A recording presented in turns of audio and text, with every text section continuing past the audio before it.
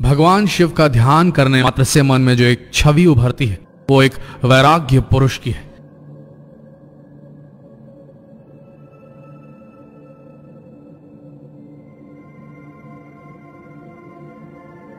इनके हाथ में त्रिशूल, दूसरे हाथ में डमरू, गले में सर्प माला और सिर पर त्रिपूर्ण चंदन लगा हुआ होता है।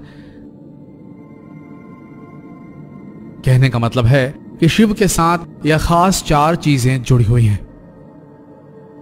आप दुनिया में कहीं भी चले जाइए, आपको शिवालय या शिव के मंदिरों में शिव के साथ ये 4 चीजें जरूर दिखाई देंगी। क्या यह सब एक साथ ही प्रकट हुई थी या अलग अलग घटनाओं के साथ यह शिव से जुड़ते गए? भगवान शिव को लेकर इस खास वीडियो में आज हम आपको बताएंगे कि शिव के साथ इन खास 4 पवित्र चीजों का संबंध आखिर कैसे बना और यह शिव जी से कैसे जुड़े। चलिए जानते हैं।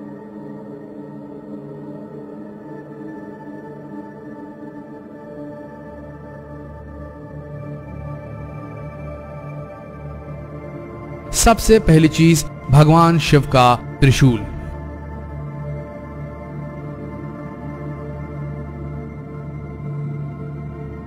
भगवान शिव सर्वश्रेष्ठ सभी प्रकार के अस्त्र शस्त्रों के ज्ञाता हैं, लेकिन पौराणिक कथाओं में भी इनके 2 प्रमुख अस्त्रों का जिक्र किया जाता है।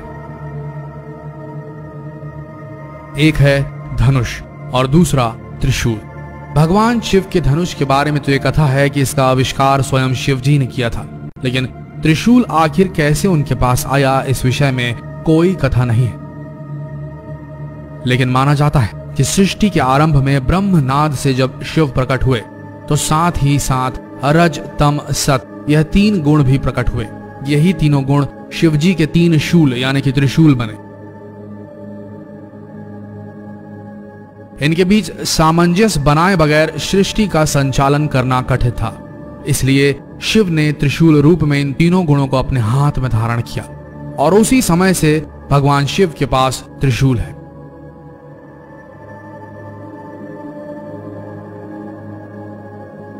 कहते हैं भगवान शिव का त्रिशूल यह इन्हें किसी और ने नहीं बल्कि स्वयं हरि ने दिया था, यानी कि भगवान विष्णु ने।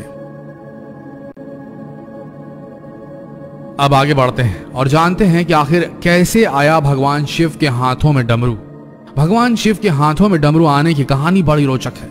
सृष्टि के आरंभ में जब देवी सरस्वती प्रकट हुई तब देवी ने अपनी वीणा के स्वर से सृष्टि में ध्वनि को जन्म दिया, लेकिन यह ध्वनि सुर और संगीत में हीन थी।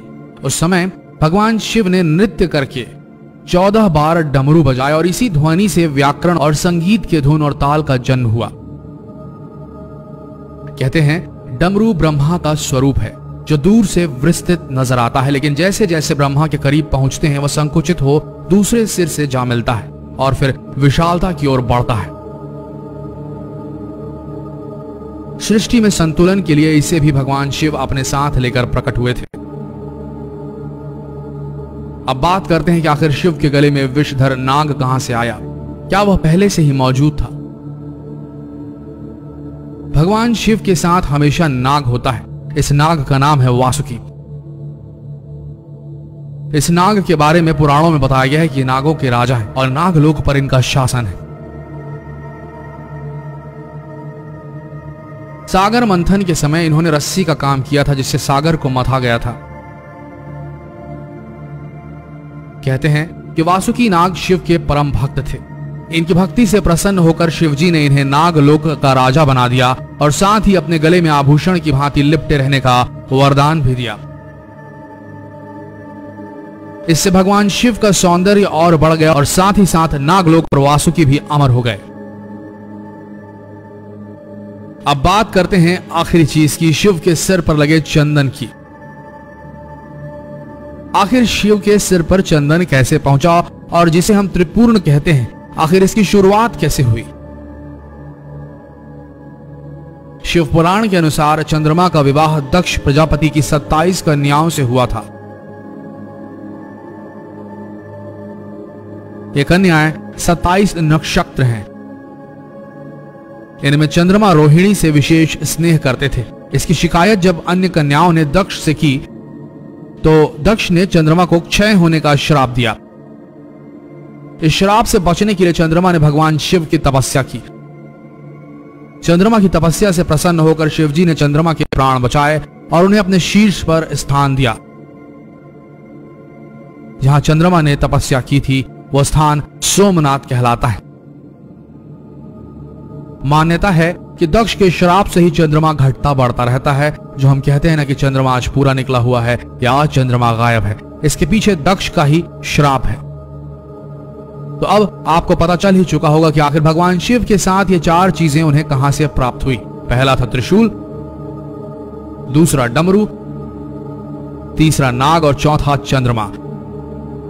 तो दोस्तों, अगर आपको हमारी जानकारी अच्छी लगी तो इस वीडियो को जितना हो सके शेयर करें। भारत के हर कोने तक इस वीडियो को पहुंचाएं। शेयर करें फेसबुक पर, व्हाट्सएप पर, और अब तक आपने अगर इस पेज को फॉलो नहीं किया तो यही सही समय होगा। मिलते हैं अगले दिलचस्प वीडियो में, तब तक के लिए आप सबका दिल से धन्यवाद।